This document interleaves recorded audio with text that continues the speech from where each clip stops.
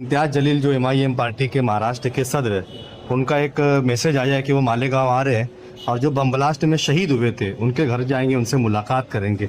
लेकिन कहीं ना कहीं देखने में यह आ रहा है कि फैसला आने के बाद जो पार्टी के यहाँ के उनके उम्मीदवार हैं MLA, वो अभी तक उनसे मिलने नहीं गए और पार्टी के सदर उनसे मिलने आ रहे। क्या कहेंगे आप?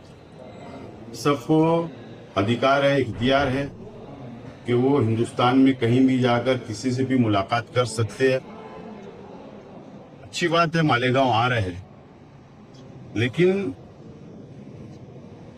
अगर इम्तियाज जलील साहब मालेगांव शहर आ रहे हैं तो पहले उन्होंने अपने MLA से उनकी क्लास लेना चाहिए। MLA साहब की क्लास लेना चाहिए कि MLA साहब उनकी पार्टी आज तक वो गए नहीं, उनसे बातचीत उन्होंने नहीं किया।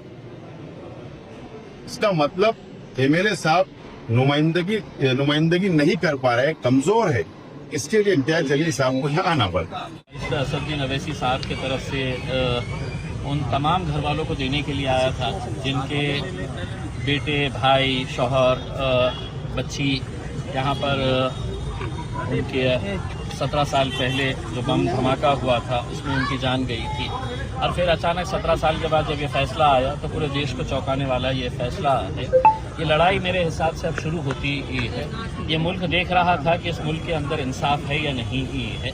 अदालत का फैसला सभी को चौंकाने वाला था और यकीनन हम एक पैगाम देने के लिए आए हैं कि यहाँ पर जितने भी लोग अपने घर वालों को गंवा चुके थे, उनकी जान चली गई थी, ये लड़ाई उनकी अकेले की लड़ाई नहीं है। हर शख्स इस मुल्क के अंदर जो इंसाफ चाहता है और जो ये चाहता है कि जब भी कोई आतंकी घटना हो तो उस आतंकी घटना के अंदर किसी ने कोई रंग नहीं ढूंढना चाहिए और रंग के साथ राजनीति नहीं करनी चाहिए।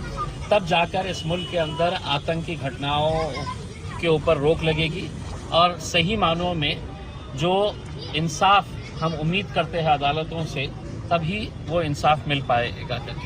ये पैगाम देने के लिए आए थे उनके परिवार वालों को।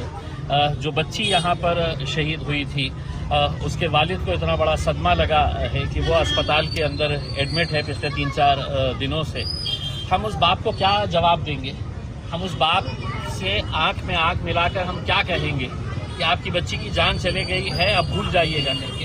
हम उनको यही कहने के लिए आए थे कि लड़ाई जो है ये अब आप अकेले नहीं लड़ रहे हैं। इंशाल्लाह पूरा मुल्क इस लड़ाई के अंदर आपके साथ खड़ा रहेगा।